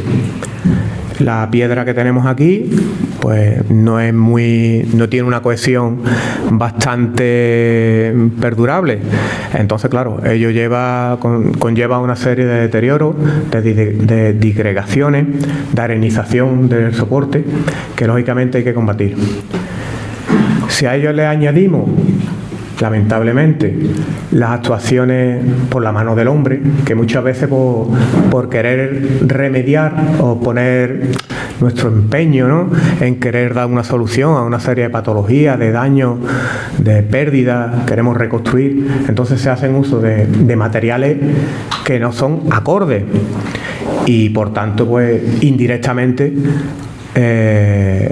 favorecemos al incremento de esas patologías. Hablamos especialmente al uso de cemento, que tantísimo daño hace. ¿Por qué es incompatible el cemento con la piedra? Pues sencillamente no la deja transpirar. Entonces le hace como un envoltorio que no permite que respire esa piedra, con lo cual se incrementan pues los problemas de salinidad, de cohesión interna y lógicamente es vital su desaparición para poder darle esa consistencia. Entonces, realizadas los diferentes estudios, catas previas, las catas son una serie de pruebas que se hacen antes de redactar un informe diagnóstico. Tened en cuenta que estamos en un ámbito, en este caso en la Basílica de Santa María, que está catalogado como BIC y por tanto toda actuación que se vaya a llevar a cabo pues debe de enviarse esos informes a Delegación Territorial, a la Consejería de Cultura, para que ellos den visto bueno, vía libre a lo que se plantee. Y en el caso de que se plantease algo que ellos no consideren, pues nada, hay una resolución, hay una fase de rectificación y se vuelve ya a iniciar lo que es el inicio de obra acorde a esta resolución que Cultura nos hace. Entonces, realizados los diferentes aspectos burocráticos, pues lógicamente acompañado de documentación fotográfica, análisis estratigráfico, químico, pues todo ello nos aporta una serie de información con el que se ha redactado esta propuesta de actuación y comienzan lo que son las labores. Como paso previo, pues se hace una serie de fijaciones de lo que es el soporte por impregnación. Actualmente hay buenos y fiables materiales que coordinan bastante bien con la naturaleza del soporte. Estamos hablando de una serie de líquidos o silicatos de etilo que cristalizan la piedra, con lo cual favorece su nueva cohesión y nos garantiza su correcta estabilidad. Se hacen tratamientos biocidas para evitar el tema de musgo, líquenes. La retirada de manera minuciosa, no existe el reloj, aquí la cuestión es el resultado. Hay que eliminar todo tipo de cales, de cemento, de manera mecánica, con pequeños cinceles, micromotores, siempre con la intención de no dañar lo que es la piedra, teniendo en cuenta que ya han pasado pues 4 o 5 siglos sobre ella, e incluso en el caso de columnas pues muchísimos más años, como puede ser por ejemplo el ara votiva, sí, que puede ser en torno a 2000 años, ¿no?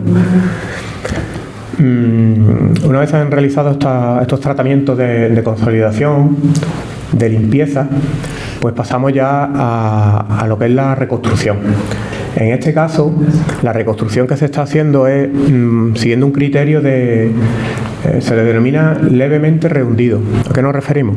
Pues que toda reconstrucción que se está haciendo tiene un pequeño escaloncito, está levemente rehundido, de tal manera que cuando se observa como visión de conjunto, pues la lectura se hace correctamente, pero no consiste en falsificar la zona reconstruida, sino dejar constancia, no de una manera que llame más la atención la zona reconstruida que la propia originalidad del bien a intervenir, pero que a la hora de visualizar, pues sí queda como visión de conjunto.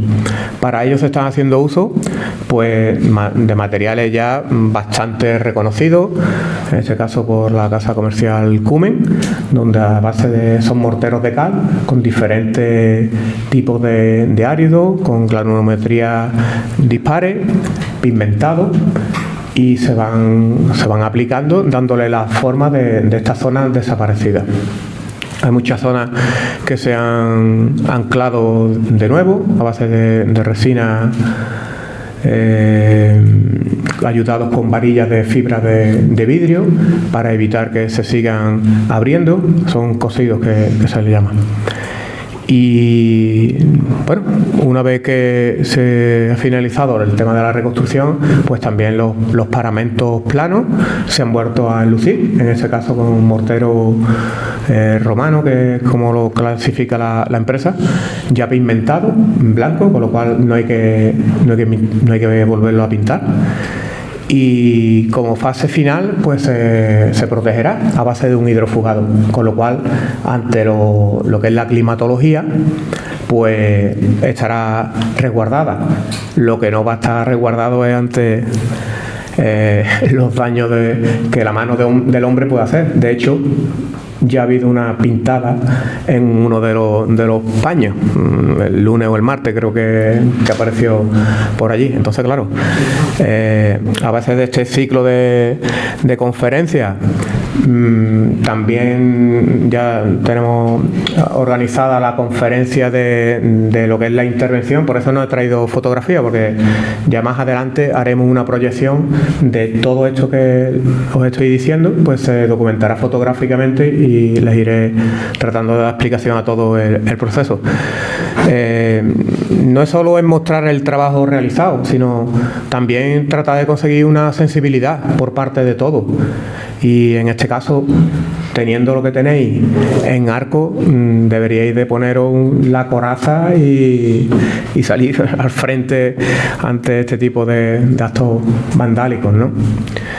No sé si hay alguna cuestión, alguna dudita que os pueda tratar de resolver.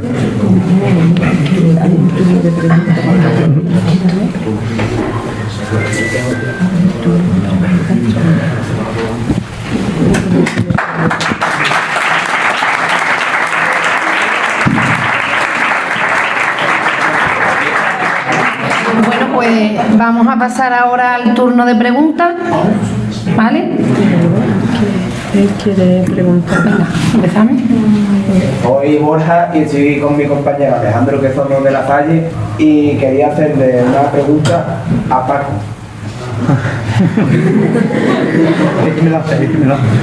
La pregunta dice: ¿qué patrimonio de Arco deberíamos cuidar más para el futuro?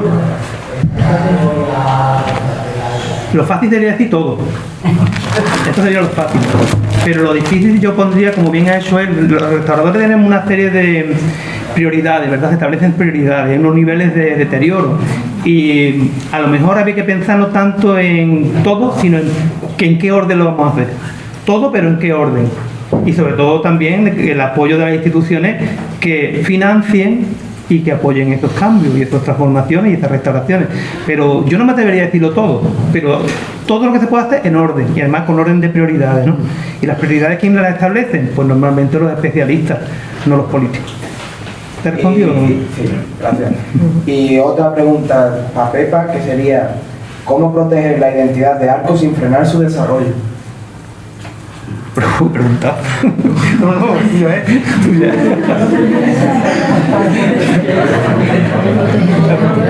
Sin frenar su desarrollo.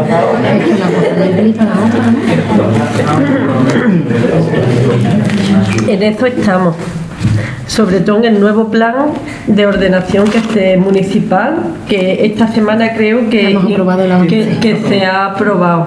El avance. No había uno desde hace como como 30 años así.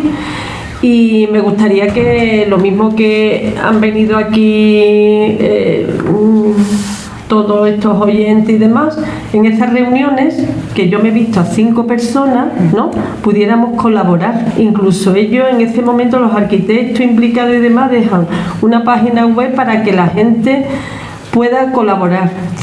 Lo último que se está debatiendo es la muerte de este casco histórico deshabitado por gente de Arco, que cada vez vienen más extranjeros, a Dios gracias, y compran casa, ¿no?, y fomentan, digamos, la habitabilidad.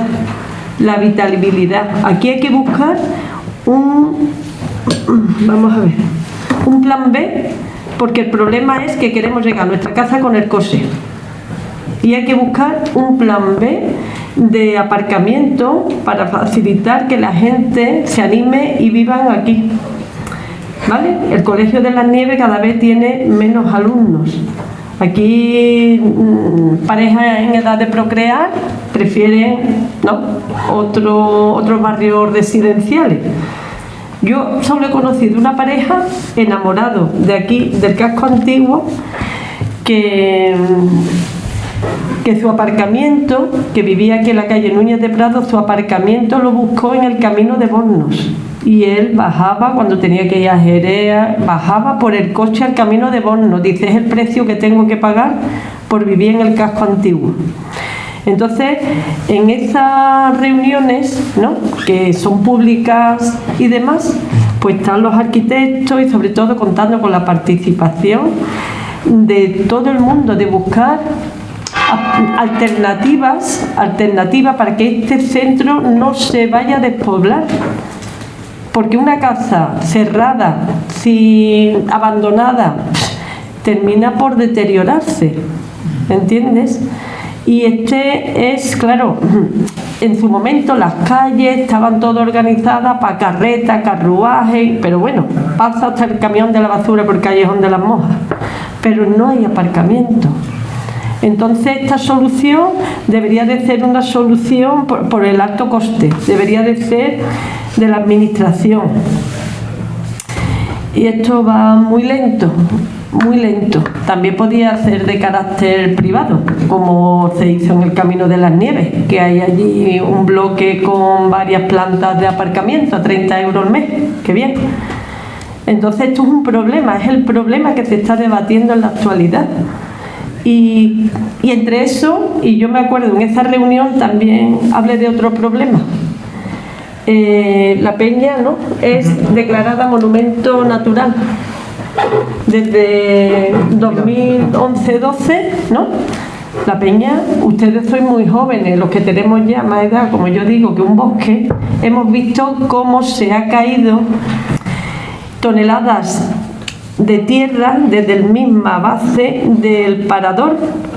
Ahí hay una grieta pasando por abajo, una grieta, yo llevo viendo esa grieta que siempre digo, le queda un cuarto de hora, pero ese cuarto de hora lleva 15 años, yo no sé el día que se caiga. Entonces, sí, esa grieta. Entonces, es otro problema, la peña. La peña tanto la peña nueva como la peña vieja, que hay más vegetación, está la umbría, pues crece más.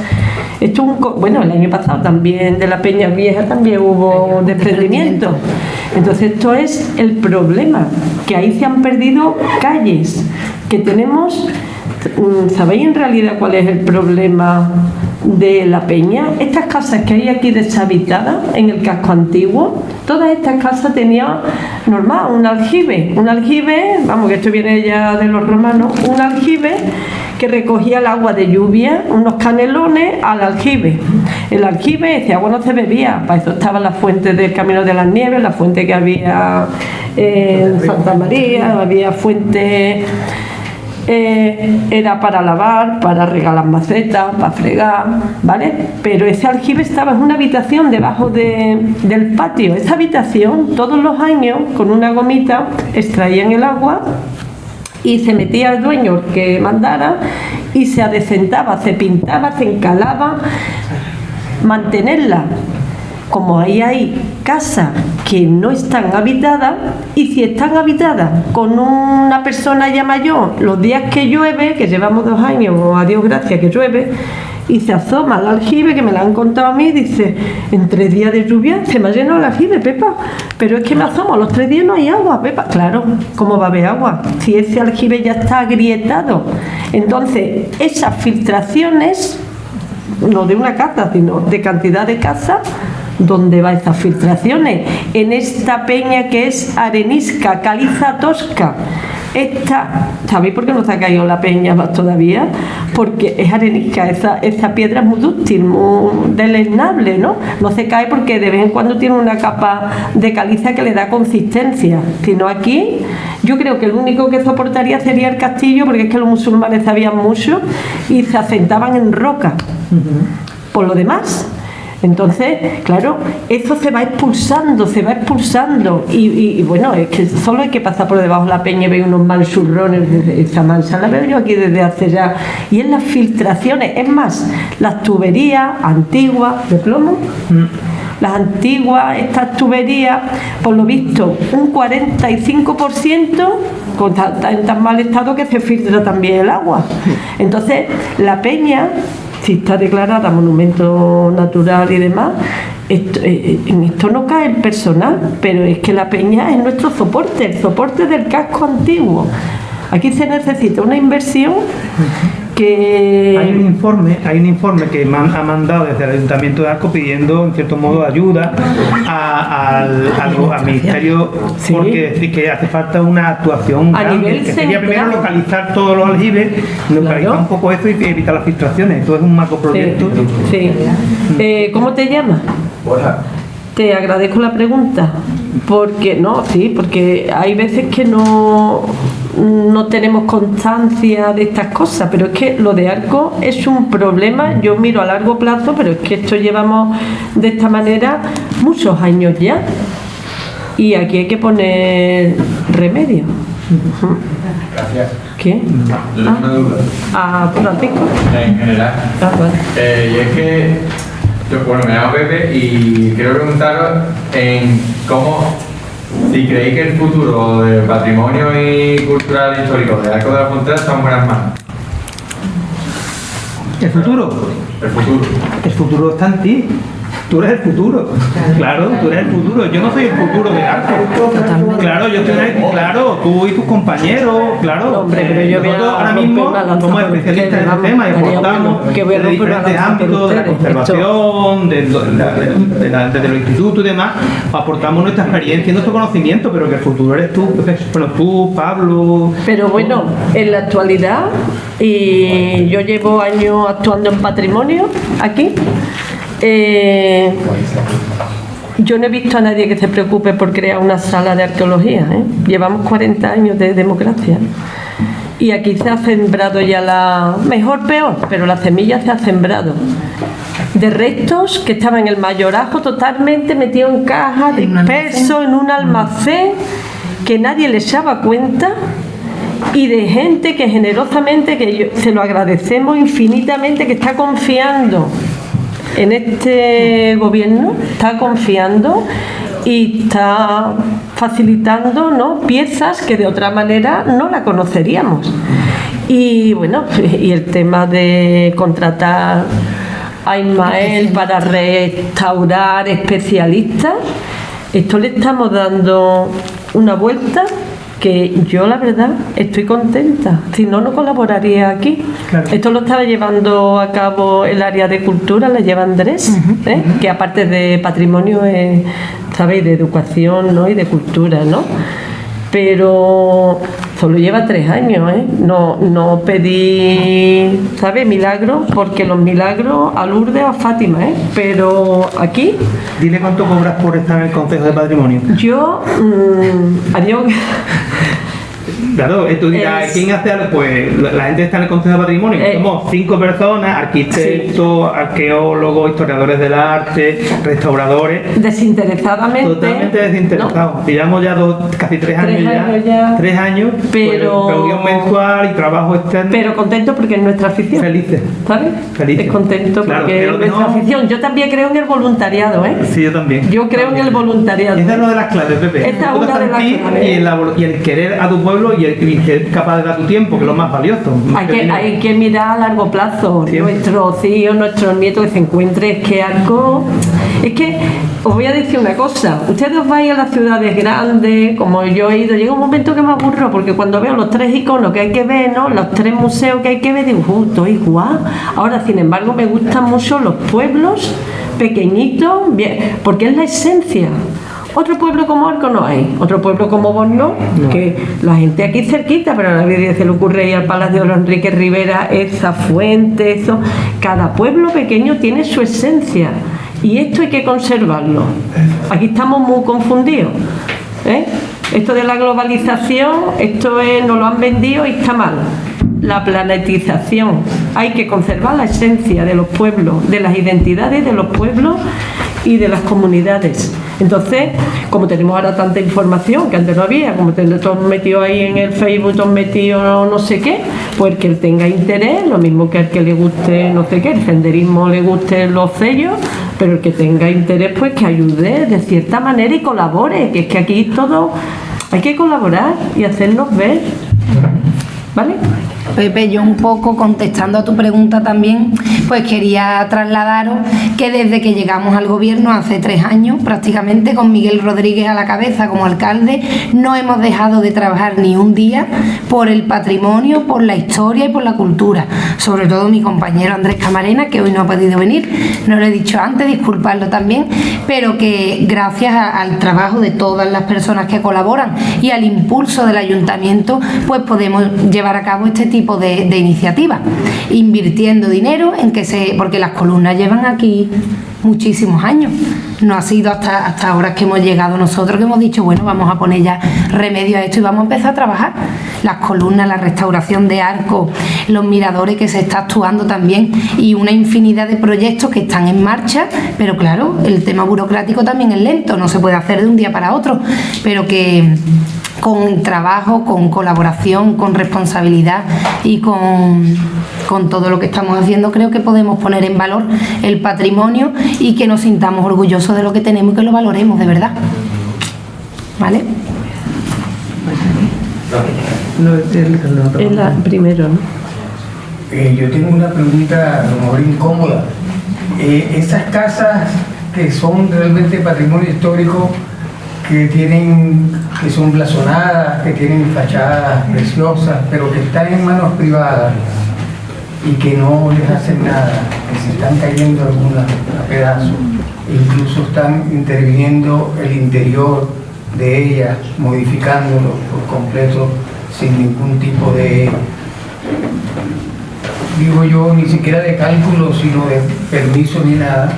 ¿Qué solución puede tener eso?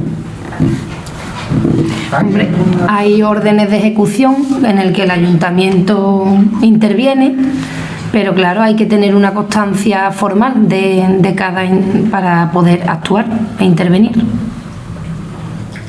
Tenemos en cuenta que hay que hay casas que están en ruinas, que no actúan, se mandan bandos también para que los propietarios actúen. Pero si los propietarios no tienen recursos, para emprender un trabajo de restauración, por ejemplo? También hay subvenciones que animamos a la gente que vienen sin recursos a que las soliciten, que también sirven también para intervenir en estos casos.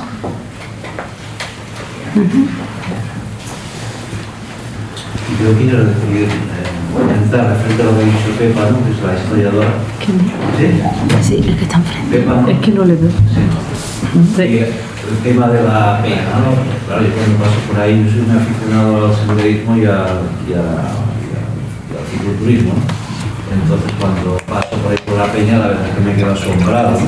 Asombrado que es el arco ahí completamente vertical, además está formado de arenisca y alguna piedra caliza, ¿no? Capa caliza, que es lo que mantiene, y después de lo comentado de que hay esa filtración en los aljibes, que ese agua, no sé, me da la impresión de que en un momento u otro puede pasar algo imprevisto y además bastante fuerte. Recemos que no haya un movimiento sísmico, que no hay de momento una sacudida como ocurría desde 1636, que hubo varios terremotos hasta llegar al de Lisboa, que afectó a la Baja Andalucía. Por ahí todavía no ha habido movimiento sísmico, pero el día a día, el viento, el clima, la lluvia, todo eso deteriora este conjunto monumental natural, lo deteriora. Puede haber soluciones. ¿Cómo? Inyectar, ¿cómo se hace lo del parque? A eso iba. Porque, por ejemplo, en Granada está el Tajo de San Pedro, desde hace muchísimo tiempo. San Pedro, porque la iglesia que tiene abajo es la de San Pedro, está enfrente del Palacio del Castrí, que es el Museo Arqueológico. Está actuando la Universidad de Granada. ¿Cómo está actuando? Porque ese tajo puede llegar un momento en que la Torre de Comares le dé y empiece también a tocar la Alhambra. Entonces están viendo miles de posibilidades. Una de ellas, ¿no?, que es la primera, la más socorrida, poner como una especie de malla para, sobre todo para de sujeción, para que no haya desprendimiento. Pero es que está interviniendo la Universidad de Granada Química, porque está inyectando, como ha dicho, una serie como de bacterias que crea como una especie de costra y no hay más derrubio. Es cuestión de ir a enterarse de... Yo esto también lo he comentado. Sí, es que la verdad es que impresiona mucho. Sí, yo esto también lo he comentado, pero yo pienso que lo primero, porque tú puedes poner mucha malla, mucho inyecto, pero si está expulsando constantemente agua, yo pienso, como en todo, hay que empezar desde el interior. Desde el interior, esos aljibes, a lo mejor un inventario de aljibes, mantener los aljibes, que es lo primero, las tuberías antiguas, pero que esto nunca se ha pensado, nunca se ha llevado a cabo. Llevamos 3 años, bueno, yo no digo llevamos, yo estoy en esta comisión desde hace 3 años. No os podéis imaginar la de cosas, la de inconvenientes, y lo nuestro es totalmente desinteresado. Entonces hacemos lo que... Pero que soy consciente de eso. Soy consciente y me intereso y demás. ¿Y voluntariado se puede apuntar quien quiera o necesitáis voluntarios? Bueno, la comisión está organizada como una comisión consultiva. En principio, nosotros tenemos reuniones periódicas con personas interesadas en el patrimonio, pero digamos lo que sería la parte fija hay un perfil que estamos buscando, bueno, que se buscó originalmente, que era buscar a alguien especialista en arquitectura. Hay 2 arqueólogas, ella y otra compañera más de arqueólogas, como digo, un arquitecto, 2 historiadores del arte, un restaurador. Bueno, hay una persona que es directora de un museo para También, tener claro, también, para seguir unas directrices, para montar a lo mejor un futuro museo. Un futuro museo que puede que esté en otro lugar. Todo esto está contemplado, pero nuestras reuniones son... ¿Haría falta un geólogo? A lo mejor, sí. A lo mejor haría falta un geólogo. Buscar un geólogo. Porque el tema de el tema senderismo, por ejemplo, y rutas de BTT, ¿no? Sí. Educación y divulgación, sí. Pueden hacer personas que no hacen falta que sean ninguno experto. No. Que conozca cada fruta, ¿no? Que conozca camino, yo por ejemplo salgo en BTT bastante, ¿no? Pero yo estaba en Cataluña y sí que me conocía toda la zona y demás y tenía muchos grupos que podían acudir. Aquí estoy muy limitado, por ejemplo, si yo quiero ir por mi cuenta, sí voy por mi cuenta, pero claro, siempre con el riesgo de que si tienes percances no vas con nadie que te pueda. Entonces, señalizar unas rutas, eso ¿no? Como el Camino Santiago, como el Camino Mozárabe, que va también por arriba, ¿no? Hay muchas cosas de Granada. Hay muchos sectores. No, sí, la verdad que es buena idea porque aquí estamos siempre con el turismo de playa y últimamente, porque yo pienso que va todo enfocado al sector terciario, pues debería de haber turismo de interior, arqueológico, etnológico y sería ideal. Sería ideal. Poder caminar por el sendero, que tú veas seguro que es la ruta donde va a parar, no te metas ahí. Vamos a tomar nota también. Se va a tomar nota, buena idea. Pues la peña no solamente lo hacen que los aljibes que caigan se desprendan, sino que es el río que orada por debajo. Bueno, eso de toda la vida. Mientras está el río con la prensa no pasa nada, pero cuando vienen 700 metros cúbicos... Pero ha pasado a poco, ¿no? Porque 2 años que lleva lloviendo, ¿no? 2 años... La peña es producto del trabajo erosivo del Guadalete de toda la vida. De toda la vida, pero tampoco pasa tanto caudal, ¿no? Bueno, 2 años, ¿no? Precisamente por eso, porque no pasa tanto caudal. ¿Y cuándo vienen las avenidas esas? ¿La qué? Las avenidas son las 2 últimas más vistosas, pero que en principio las grandes avenidas, mientras haya pantanos, están limitadas. Claro, entonces ahora mismo estas grandes avenidas están más que limitadas. Es verdad que los depósitos sobre todo de piedra y demás que están hechos debajo de la peña, en la Peña Nueva, es decir, los llanos de la huerta, había un depósito enorme de piedra, de canto rodado, y después en la parte del fondo hay unas dunas inmensas de tierra que le está causando problemas a los agricultores de abajo de la peña, por cierto, que son la mayoría huerteros y los que están en la parte de allá también de secano y río. Por tanto, es verdad que ha causado un problema. En la peña en sí mismo, por desprendimiento, ya veremos cuando se seque del todo. En la peña, si se esponja, y cuando se seca es cuando tienen los desprendimientos. Y ya como a nivel estadístico se ha hecho una escala de desprendimiento en la peña, por eso está el ayuntamiento y todos los que nos interesa estamos preocupados, porque se ha hecho una escala de desprendimiento y los desprendimientos se están acelerando. Es decir, si antes había, lo mismo hace 20 años, había un desprendimiento cada 2 años, ahora hay 2 cada 3. Es decir, te va acelerando y eso es un motivo de preocupación. Estoy totalmente de acuerdo. Es un motivo de preocupación grande, pero quizá el origen no es único, es múltiple. La propia dinámica de la peña, la propia dinámica geológica, el tema de las humedades, el propio río, por eso hay que atajarlo de manera multidisciplinar. Los vertidos, también comentaban en la reunión los vertidos que hacían por la Peña Vieja, vertidos de todo tipo, eso se debería también de controlar. Pero es como tú dices, el río siempre ahora ha dado el nivel, vamos. Esa fisonomía la ha hecho el río. Sí, eso está claro. Entonces, si el río va con ese caudal, no pasa nada, pero en el momento que aumenta el caudal, empieza a horadar la parte. Claro. Y ahí queda un vacío. Claro. Todavía hay gente que dice que la solución sería encauzar, ¿no? Canalizar el río, ¿no? Ponerle un canal hormigón y encauzarlo para que por lo menos por la parte de arco no dé problema. Por Dios, ¿qué canal vas a poner? ¿Qué canal? Saber segunda, ¿verdad? Porque otro no podría aguantar una avenida como esta. El río no podemos olvidar que el río es un elemento vivo. Y al ser vivo está teniendo fluctuaciones, no solamente de volumen de agua, sino la propia dinámica natural. Entonces, pensar que se puede encauzar algo tan abierto al aire es complicado. Sí. Bueno, pues gracias. Gracias. Bueno, pues otra preguntita. Son 2 preguntas, pero una es para Pepa. Pepa, una pregunta que quiero hacerte sobre... Gracias. Sobre la cueva de Ligueral, me ha parecido muy interesante ese análisis que no lo conocía sobre... ¿Has ido? He ido, pero no conocía ese análisis que había ahí. Pero, ¿has visto los grafitis últimos? Sí, ¿no? Nos cazamos en Brasil y esas cosas. Sí, exacto. Y no conocía ese estudio que había y me ha producido el interés historiográfico de saber si se conoce el modo de producción lítico de las sociedades que ocuparon esos abrigos.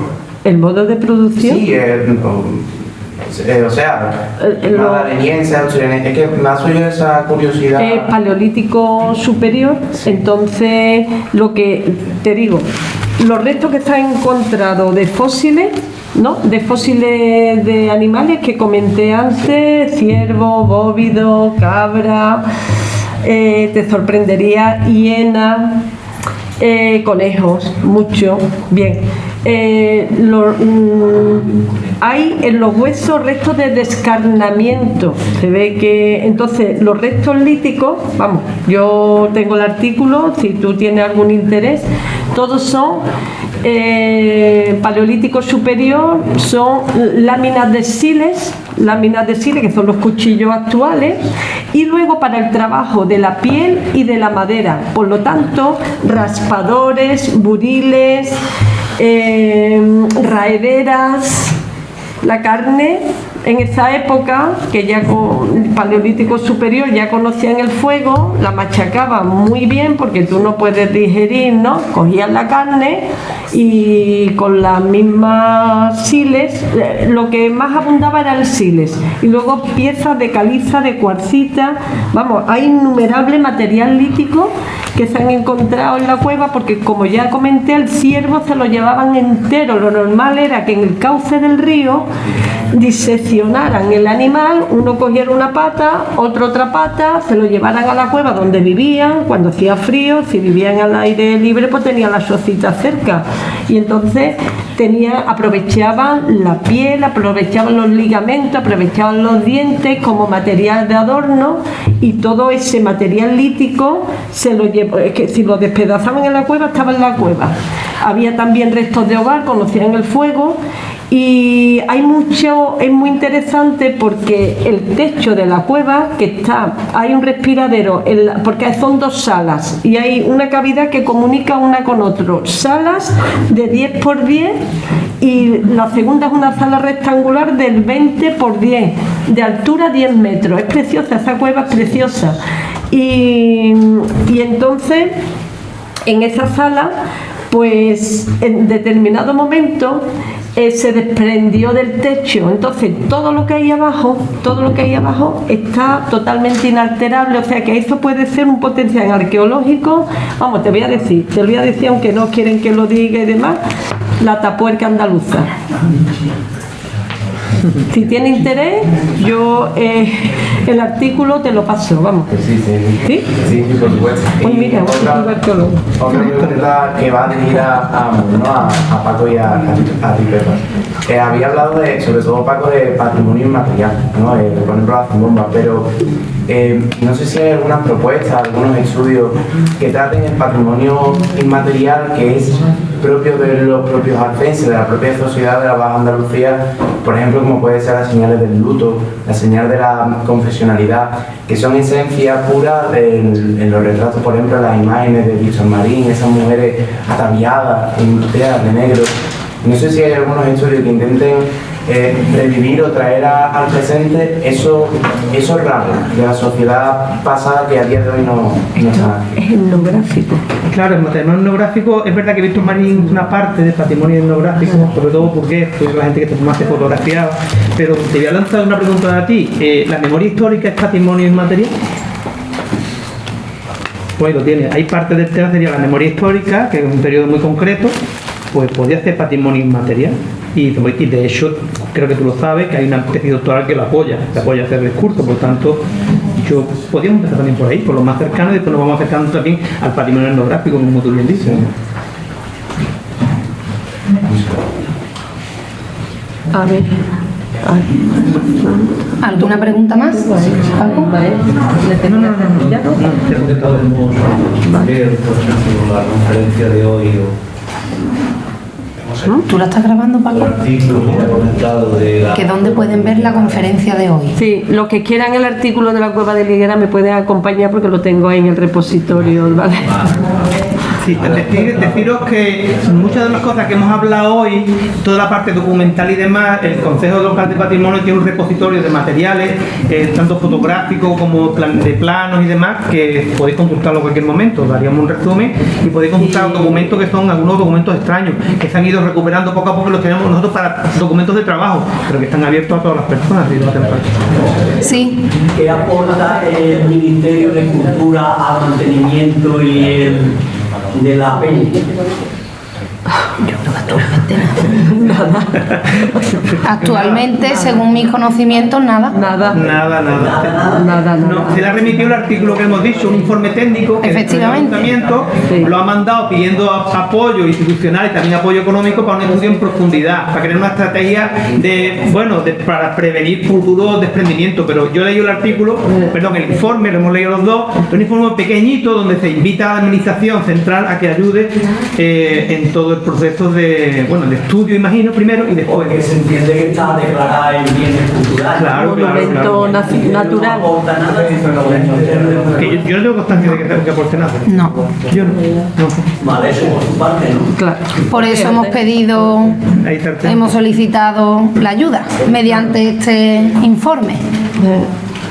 Pero vamos, que ya si queremos conservar el patrimonio, que es un patrimonio de todo, ¿no? Pues yo creo, aparte del voluntariado y eso, si el Ministerio es el que tiene que dar un paso al frente, ¿no? Para seguirlo, no va a ser para que tenga una peregrinación de voluntarios, por lo menos. Sí. No sé, yo creo que hasta tendríamos que preguntar a ver si el tema europeo también habría algo, ¿no? Habría que investigar si también. La Delegación de Cultura de Andalucía, ¿no? Consejería de Cultura, ¿no? A eso. En Madrid, como tengo una ley, No te hacen caso. Sí. Muy bien, pues muchas gracias a todos y espero que hayáis